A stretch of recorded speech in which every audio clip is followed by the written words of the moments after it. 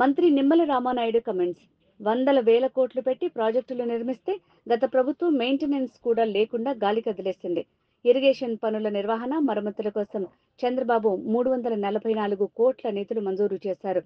తూడు, గుర్రపు డెక్క, పూడికతీత వంటి అత్యవసర పనుల కోసం 10 లక్షలు దాటితే కాలయాపన లేకుండా 4 రోజుల్లో పూర్తయ్యేలా షార్ట్ టెండర్లు పిలవాలని ఆదేశించాం. 10 లక్షల్లోపున్న పనుల్ని సాగునీటి సంఘాల ఆధ్వర్యంలో చేపట్టాలి.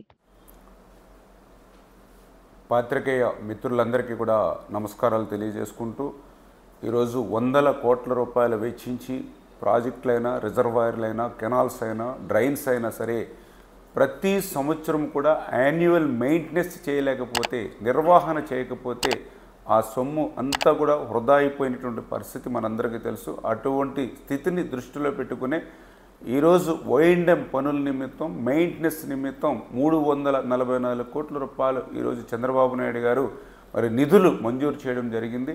ఈ యొక్క నిధులతోటి ఈ యొక్క అత్యవసరమైనటువంటి పనులు ఏవైతే ఉన్నాయో, పర్టికులర్గా ఆ వీడ్ రిమూవల్, ఆ తూడు, గొరబడెక్క వంటి వీడ్ రిమూవల్ కానీ, అదేవిధంగా ఎమర్జెన్సీలో ఎక్కడైతే డీసిల్టింగ్ ఉందో అవి కానీ, ఈ పనులు కూడా 10 లక్షల రూపాయలు దాటి ఉంటే ఆ టెండర్స్ కూడా మళ్ళీ కాలయాపన లేకుండా షార్ట్ టెండర్ 1 వీక్లోనే పూర్తి అయ్యేటువంటి విధంగా కూడా ఆదేశాలు ఇవ్వడం జరిగింది.